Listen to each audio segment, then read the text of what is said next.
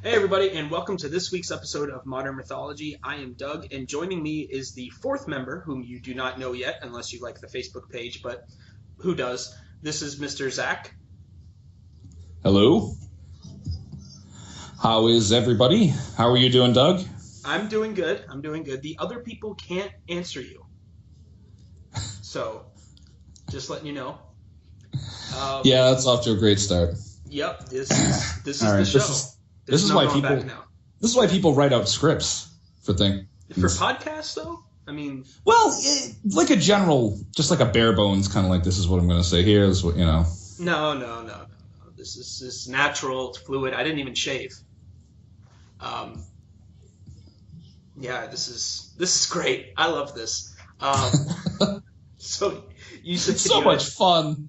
You said you had something you wanted to talk to me about. Why don't you say stuff now?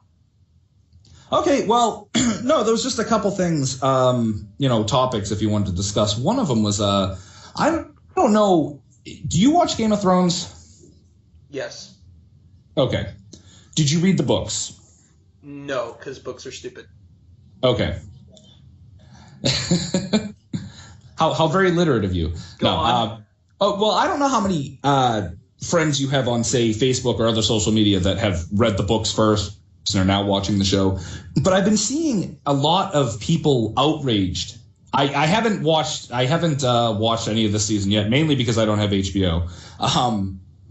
But I watched some of the previous seasons, so I don't know what exactly they're talking about. But they've been saying things like, "Oh, I can't believe they changed this, can't believe they changed that," and I just think it's funny because I feel like these are some of the same people that when comic book fans like us have been saying this for years, like, I can't believe they changed, this, and they're like, oh, well, the same people that would say, like, well, not everything can be exactly the same, and now they're all, like, freaking out about that. I just find it kind of funny.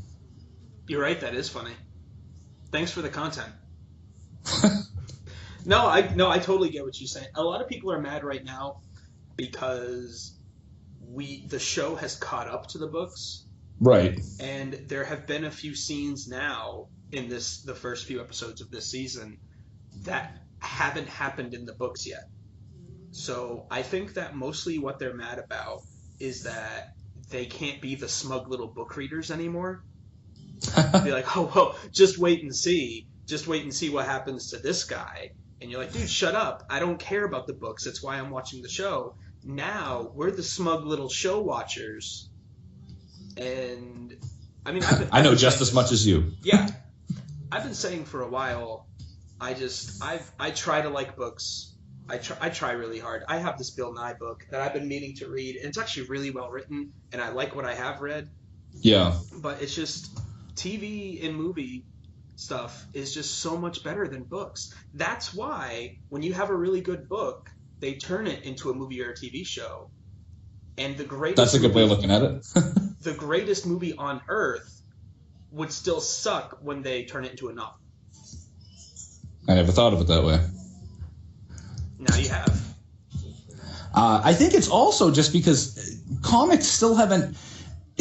you would think with the popularity of the Marvel movies that... And I think Marvel themselves were pretty surprised about this too.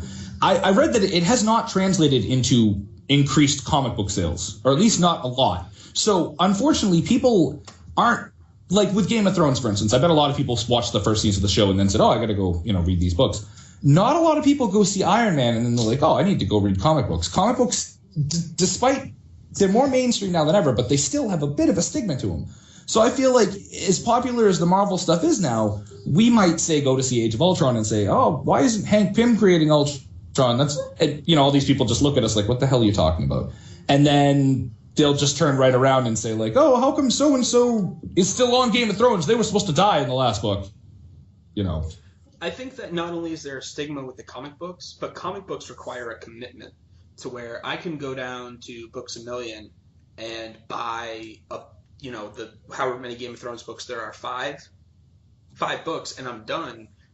To follow a comic book requires like a monthly commitment, unless you just buy the collected edition, like where they turn it into like a little graphic novel. So like you can go out and buy, like if somebody who likes Game of Thrones went out. Sorry to correct you, but yeah. No, I'm sorry. Go ahead. Correct me. Graphic. I'm sorry. I had just a little pet peeve of mine, and you can make fun of me for it. But graphic novels and trade paperbacks are actually not the same thing, even though a lot of people use it interchangeably. Like, so the Killing Joke, the Batman The Killing Joke, or X-Men God Loves Man Kills, those would be graphic novels because they were specifically meant at one point as one overly long story. But something like The Dark Knight Returns, or even Watchmen, technically, are not graphic novels because they're a bunch of individual issues that came out individually and then are collected. Mm-hmm. So just when you said, that they get collected and turned into a graphic novel, I just felt the need to correct you because I'm that much of a dork. You feel like a big man now? I do. You feel like now everybody thinks that your penis is bigger than mine because you corrected me, and everyone's like, "Oh, Zach is so big and tough," and Doug's like, "He doesn't." Nobody thinks that at all. Nobody thinks that at all. Are you kidding me? Okay. I got that whole Peter Griffin thing going on. I could be running around naked, no one would see anything. My stomach is like my armor from the world. That's a good way of thinking about it. What I was going to say is somebody could go and watch Game of Thrones and be like, I like these books. I want to go read these books and go read the books and it not be that far off. But I think we addressed this. Me and Steve mentioned something about it on the last episode, that if somebody went and saw Age of Ultron and then went and picked up what was the big fancy word you used for it? A trade paperback? A trade paperback, sorry. If somebody went out and got the Age of Ultron trade paperback, was like, oh, I want to see what the comic book version of Age of Ultron was, they'd be like, what the fuck am I reading? That's very true. Because it's nothing like that. I guess it's a good thing now that the comic companies are trying, or Marvel specifically is trying to bring, instead of bringing the movies in line with the comics, trying to bring the comics in line with the movies and, rebooting everything every couple months and whatnot. I don't think they're rebooting every couple months. No, not rebooting per se, but I feel like there's a number one coming out all the time. Like take Avengers in the last 10 years, and I haven't even been following it as a monthly thing, but I've seen the Mighty Avengers, Secret Avengers, All Out Everybody but Wolverine Avengers, All Out Everybody plus Wolverine Avengers. Just all these stupid names. Right now, there's the Uncanny Avengers, which I guess is a sort of fallout from AVX, maybe? Yeah, it was. Teams, are those the official names of the Avengers teams? Everybody minus Wolverine? Everybody plus Wolverine? No, I couldn't think of any. I made the point that it was so many, and then I'm like, Mighty Avengers, Secret Avengers, Dark Avengers. I know there's more than I can recall, but it just seems like there's a new number one iteration of the team every so often to try to get it new readers. Well, part of that is, and I'm actually about to venture into a storyline that I'm not entirely sure that this is how it happened. So I'm sure somebody's going to correct me at some point, probably Steve. But all these different Avengers teams, a lot of them are formed from the Avengers kind of splitting a little bit. And both sides being like, we're the Avengers, and the other side being like, no, you're not the Avengers, we're the Avengers. Like, the Secret Avengers formed because of Civil War. Because of Civil War, right. No, I understand. It was Captain America's little group so that they could keep doing Avengers stuff. Right. Without having to fall in line with Iron Man. And I think Dark Avengers was kind of the same thing. Dark Avengers was Norman Osborn, I think. Yeah, with his Wasn't that when hammer he was thing. Yeah, he had people thinking he was good, or at least the government, so he had all those that was weird. I never actually read it. It was something say he had Venom being Spider-Man and Wolverine's son being Wolverine. So they were actually using the other people's names, but it worked, I guess, because they had similar powers. Yeah, and he was the Iron Patriot. Yeah, I thought that was weird. If he could paint himself as being, Norman Osborn is a good guy now because he killed the Skrull Queen, why couldn't he paint these other, former bad guys as being like, this is my new Avengers team, don't worry, they're all good too. They all had to impersonate other heroes. Right. I never read the Dark Avengers storyline. But did you, I assume you haven't picked up Secret Wars #1? I have not yet because from what I've read about both Secret Wars at Marvel and Convergence at DC, I'm not sure I'm going to be happy with either one. more so the DC one, but they're very similar in that the Secret Wars one. I'm just saying this. I know you probably know, but for people listening, it's supposed to be that the multiverse is coming together into like one thing called Battle World as sort of like a callback to the original Secret Wars series, and it's going to have little sections of it that are, one section might be like the Ultimate Marvel Universe, and one section might be like the regular 616, and one might have something from something else, or at least that's the end goal. That's what I had heard originally, and now I heard that in Secret Wars #1, it's just the 616 universe and Ultimate going at it. Yeah, it's 616 and 1610. 1610 being the proper name for the Ultimate Marvel Universe. Thank you. Right. It's just those two left, and they.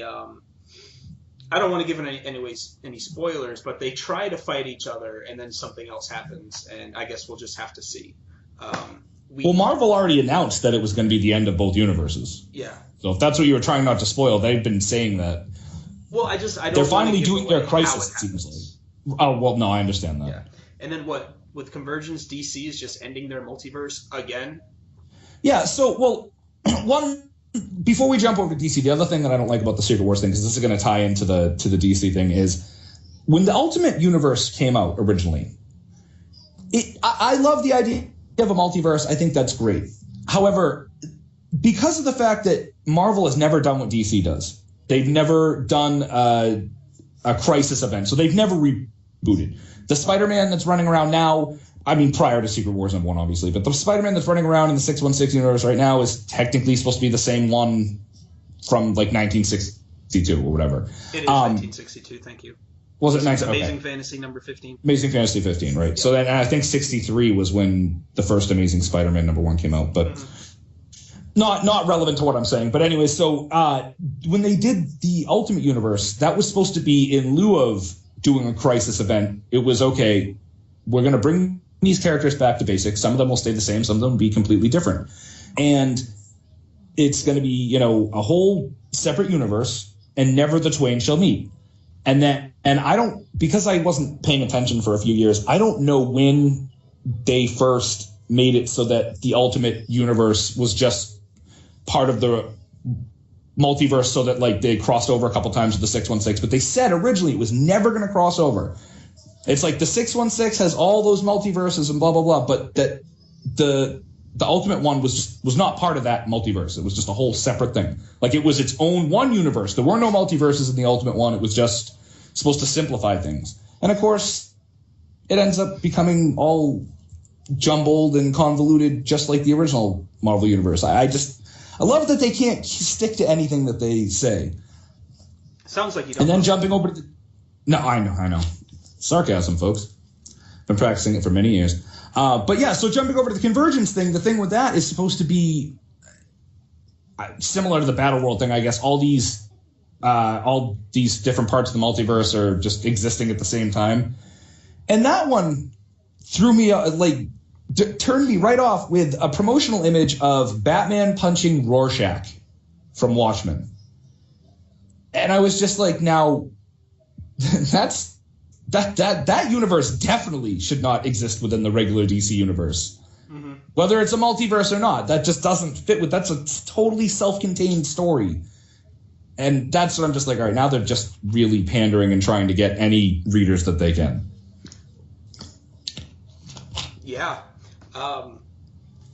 So DC is that's what they're doing. They're ending their multiverse again. I thought that with the New 52, that was the whole thing, that there wasn't a multiverse anymore, and then all of a sudden there was an Earth 2 again. Well, I know with Crisis on Infinite Earths there wasn't a multiverse anymore. Then I think with New 52 there was, because they had an Earth 2 miniseries. New 52 was supposed to be, from what I've read about it, was supposed to be what they call a soft reboot. So they didn't necessarily start everyone back at the beginning. It was like Batman still had Damian Wayne as his Robin. It's just a few things were different. They de-aged him a little bit. Everything that supposedly happened has happened within only 5 years of him being Batman at this point, which is kind of laughable because they still have all the Robins. But It's comics, so who cares? And then I guess a lot of people didn't like the New 52, so this might be why they're doing the Convergence thing. Was a backlash? I don't know. Well, I know with the difference between the New 52 reboot and this Secret Wars is that, from what I understand, over at DC, when they decided that New 52 was happening, their writers only had a few months' notice. Like, they were in the middle of writing Flashpoint. Yes. When DC came to their team of writers and said, "Hey, by the way, this is what the end result is going to be." Yeah. By the way, number one, sell big money. Yeah. But with Secret Wars, they've been planning this for a number of years. They from the very beginning. I don't know if it's from the very beginning of Age of Ultron. I think that when they started their Age of Ultron run, they intended on the end result of this is going to be, this big cataclysm, whatever we're going to call it. And then they kind of went, we're not so sure we want to do that. And then they sort of decided again, yes, we are. And they just went full steam ahead with this is all gearing up towards Secret Wars with all the incursions and all of that. I was curious, and I want to see if maybe you agree that this might be a possibility. So I've heard that Disney doesn't like advertising for rival movie studios. So I've heard that they've been very limited comics-wise. So, for instance, in the X-Men comics, I heard that they're not allowed to create any new mutants because I guess Fox gets the rights to film them. And that was supposedly the reason why Wolverine died, and supposedly the reason why they canceled Fantastic Four. I was wondering, you think there's any chance they're doing this Secret Wars thing now so that they can eliminate maybe mutants altogether? No. Not the characters, but just mutants, like say, oh, actually, there is no such thing as mutants. They've all been Inhumans. I don't think that would work. Okay. Because, I think Fox would still have the rights to that. I don't know. This isn't a legal show. No, I'm just curious. I was wondering if because that was my first thought when I thought about it was, they want to totally screw Fox as much as they can. Maybe a little bit, especially considering, now we know that, Spider-Man will be part of the Marvel Universe to some extent. Yeah. So Sony and Marvel are talking. Fox and Marvel are not. And right. I don't think that Fantastic Four was canceled because they were making a Fantastic Four movie. I think it was canceled because nobody was buying it. Yeah, it did have low sales as well, but it just seemed like it also kind of tied in with the fact that, they're also making a new Fantastic Four movie. I read just recently that they made Quicksilver and Scarlet Witch, and again, I'm assuming it also has to do with the movie Age of Ultron, but I read that just recently they decided that they're not mutants. I haven't actually read that yet. I just saw a thing about it on Facebook. I haven't read the actual issue or anything. So I won't spoil it for you then if you haven't read it yet, but I guess they found a way to make them essentially what they are in the movie, enhanced human beings. Mm-hmm. So, well, hold on. On the topic of Quicksilver, Scarlet Witch, you really like the Days of Future Past one better? Oh my God, doesn't everyone? That's what I was saying before. I think I might be in the minority here. Doug, I loved Age of Ultron, don't get me wrong, but there was not one scene in that movie that comes close to the time in a bottle scene from Days of Future Past. You could hate the whole rest of the Days of Future Past, and as a whole, I have way more problems with that than I do with Age of Ultron, but Quicksilver and that one scene was just amazing. Because they did something with the fast running that they hadn't really done in movies yet before that. In my opinion. I mean, go on and say what you were going to say. And you know what? I did not like Days of Future Past that much. I've never really liked X-Men.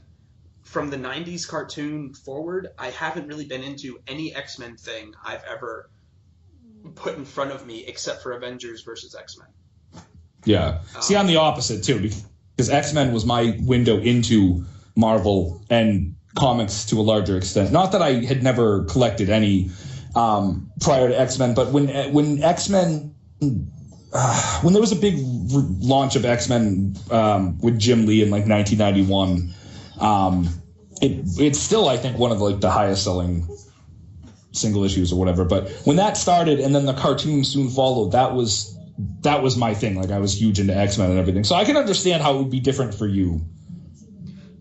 Yeah. Being as young as you are. Being as young as I am. I'm an old man. I'm just a wee lad. But I didn't like Days of Future Past. But I liked the Quicksilver scene. But that's all Quicksilver was a scene. Well, what did he do in Age of Ultron that wowed you? That wowed me? First of all, that one little snippet where they're in the ship and Quicksilver is running around, punching on everybody, and he's running and he sees the hammer flying past him, and he gets that look on his face like, oh, I'm gonna get the cool toy, and then it just takes him with it. Okay. That was pretty cool. Yeah, that was pretty. That was funny. I thought he wasn't as funny. He may not have been as cool, but I think they used him better. And I don't spoiler, I didn't like that they killed him on one hand, because I felt like going forward, Marvel would have wound up using their Quicksilver better than Fox would. Absolutely. But I think I respect them for doing it, because I think that they went into this movie knowing that they should kill off somebody.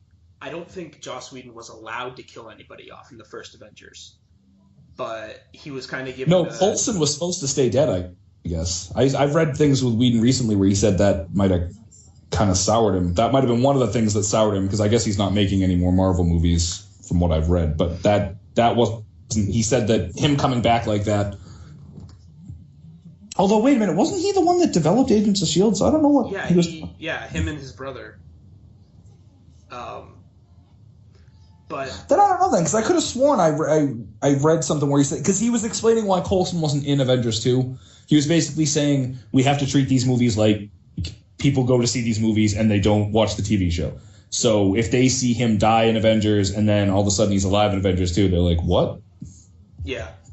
So see, that's part of why the whole tying them in doesn't really work with the TV show. Although with Daredevil, it's going to work great. I'm convinced. Oh, Daredevil's amazing. Yeah, that's not what we're on about. Right. I kind of like that they killed him off though, because at least in my mind, that's kind of them saying, here, you keep him. Because having two Quicksilvers in two different movie franchises might get kind of confusing. I didn't think of it that way. I only thought of it as, we got to kill someone, so let's introduce someone and then kill them. That way it's not anyone that really matters. But I didn't think of it like you said, just the fact that it was Quicksilver. That's actually a good point. Now they don't have to contend with, like you said, competing media and whatnot. Not to mention, of course, they could end up bringing him back. Who knows? It's not out of the realm of possibility as a comic book movie. That if they killed characters off, like maybe if in the Civil War movie, if the movie ends with Captain America being killed, which here's my bold prediction of the day, I think Captain America will die at the end of Civil War, and if not Civil War, then at the end of the first Avengers 3, since they're splitting it into two movies, right? Well, they're not splitting it into two movies; they're just making two movies. I apologize. Okay, I thought it was like a Kill Bill type thing where there was... Okay, no. So then yes, if not Civil War, then I agree with you at the end of Avengers, because Chris Evans, I think, has already said that he wants to move on to directing and whatnot. I think that he'll die in Civil War, and I think Hawkeye will do it. Will kill him? Yes. Huh. I think that... Well, he's killed by... I can't remember who kills him in the comics, but it's like he's been captured. Isn't it like Crossbones or something? Or maybe. I forget. I think isn't it actually one of the villains? I think it is like Crossbones or somebody. It's been a while since I've read it. I think it'll be Hawkeye. Well, no, I guess because Crossbones is going to be in this, or at least the guy who becomes him will be in it. I take it back. I still say he might die. I guess I wasn't paying attention to Winter Soldier because I think I read something that said he was reprising his role, and I was like, was Crossbones in Winter Soldier? Did I not? Yeah, he was want to pay attention to that? He was the guy who felt inferior to Cap the whole time because he was like S.H.I.E.L.D.'s #1 agent. Excellent. All right, that's what I was hoping that it was going to be. All right. No, I agree with you that he's probably going to die, though, because if it's true that Chris Evans wants to move on, they have a chance to actually make a big impact with a real important death this time. So it would only make sense to do Cap. Well, hold on. The other half of my prediction is that, and then in Avengers Infinity, whichever one it is, whichever of the two movies, all characters who have been like confirmed as dead up until that point, I think Thanos is going to resurrect to fight the Avengers with him. Oh, I see you. Okay. It'll be like almost like a Infinity Gauntlet meets Darkest Day kind of thing. Right. That would be interesting. And then at the end they're cured because you kicked him in the head really hard. If he does die, I'm assuming you think someone else will take up the mantle, right? For now. Do you think it would be? Do you think it'll be Falcon or Bucky? I'd like to see it be Bucky. That would be kind of cool. Not that I don't like Falcon as Captain America. I think his outfit looks stupid. That's hard to do his outfit like for real though. I mean, at least it's better than his comic outfit. No, I think his outfit like in the comics as Captain America right now. Oh, I'm sorry. I haven't even checked it out. I'll have to check it out. It looks ridiculous. I think Bucky picking up Captain America's shield would just be him like physically doing it and looking at it like I have to do this now. It'd be almost like that would be awesome. It's like Dick Grayson picking up the cowl. Right. It'd be a big moment and like a turn for him as a character. It's like he is redeeming himself now. The Winter Soldier is gone. Bucky Barnes is back, and he's the new Captain America. Absolutely. You just actually led me to another question that I wanted to ask you. So what do you think in the Marvel Universe? Now, they're currently in a place where no other like movie/comic thing has ever been before. They successfully pulled off the crossover movie, and they're successfully pulling off the shared universe.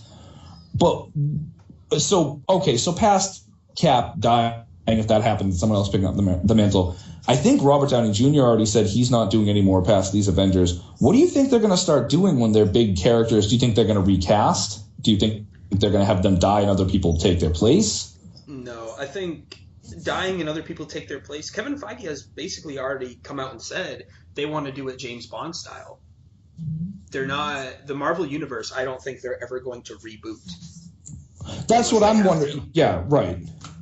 So you think they'll just cast like another Tony Stark then? Yes. He said that when Robert Downey Jr. is done being Tony Stark, I don't think we need to send Tony Stark back to the desert. We just pick up where we left off. Oh, I agree with that. Yeah, no, another origin story would be stupid.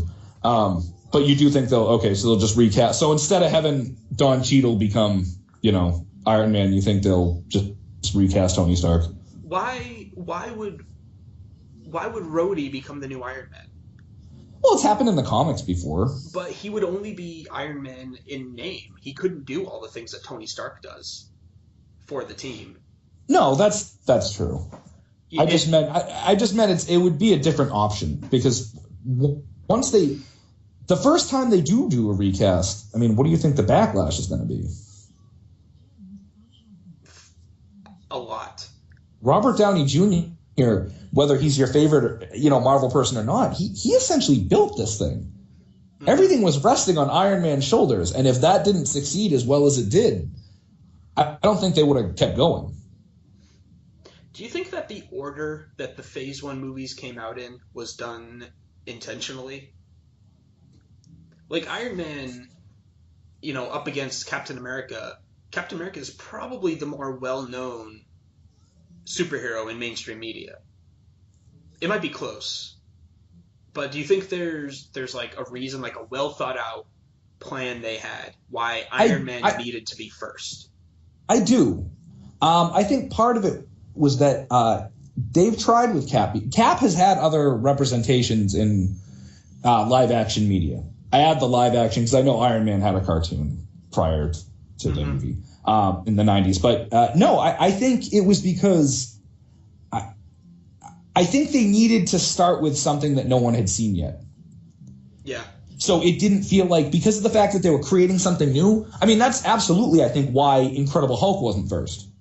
Because they had already done a Hulk. You know, I think they wanted to do something new as their first movie as Marvel Studios. Right. It only makes sense to do that instead of, you know, taking something else that was already done before and just being like, well, we're redoing it, but it's going to be better now. Because how are people necessarily going to believe that? But you show them something they haven't seen before and it's awesome, and that, you know, starts the whole thing off. What was the order? It was Iron Man, Hulk, Iron Man 2, Thor, Captain America. Thor, Captain America, yeah. Yeah. I remember one time, back when we worked together, I told you that Captain America was probably my second or third favorite superhero, and you just gave me a look, and you were just like, really? Why is that? Okay, so we're going to get into this. I used to hate Captain America.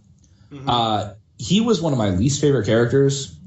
Back when I was very, very naive, and you're gonna point at the hypocrisy here, especially considering my love of Batman. I just know, but I used to say, and this is, you know, when I was like a teenager and stuff and whatnot. I used to say, you know, how is this guy on the Avengers? You know, you have a guy as strong as the Hulk, a guy as strong as Iron Man, a guy as strong as Thor, and then this guy who's at the most like peak human, maybe a little bit better. I'm like, it doesn't make any sense. And, you know, and to be fair, on the villain side, I'd be like, why is Doctor Doom leading all these people? It doesn't make any sense.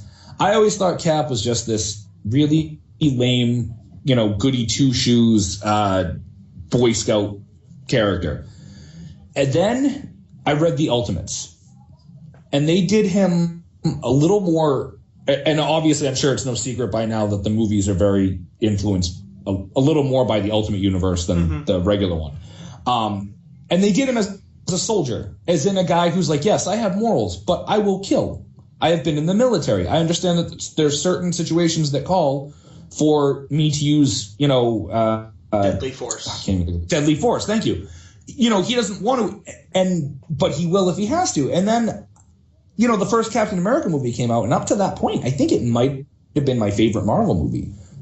And Chris Evans just did it for me. And he's possibly my favorite character now. I was actually talking to my wife about that. I said, you know, I love these movies because Captain America makes the whole thing for me. I know a lot of people love, you know, Robert Downey Jr. as Iron Man, and I'm not saying he's not amazing in that, but I actually go mostly to see Steve Rogers. I think they've done an amazing thing with him. So to answer your question in, you know, like a long ass way, I fully admit I was wrong when I reacted that way when you told me that.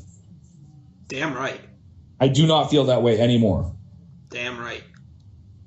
Especially after Winter Soldier. That movie was amazing. Winter Soldier blew my mind. For me, it was kind of a debate between Captain America First Avenger and Thor, the first one, as being like, what are my two least favorite movies?